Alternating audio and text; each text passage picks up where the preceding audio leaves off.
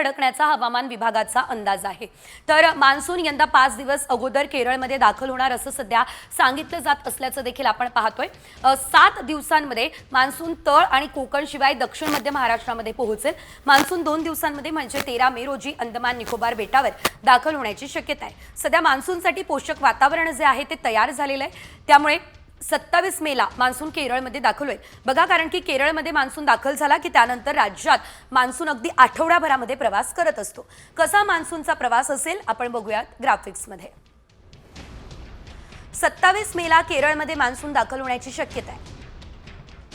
6 जूनला तळ कोकण आणि दक्षिण मध्य महाराष्ट्रामध्ये सुद्धा मान्सून दाखल होण्याची शक्यता आहे। 13 मेला अंदमान आणि निकोबारमध्ये सुद्धा मान्सून धडकण्याची शक्यता सध्या तरी वर्तवली जाते। यंदा 5 दिवस अगोदर केरळमध्ये मान्सून दाखल होणार असल्याचं आपण पाहतोय।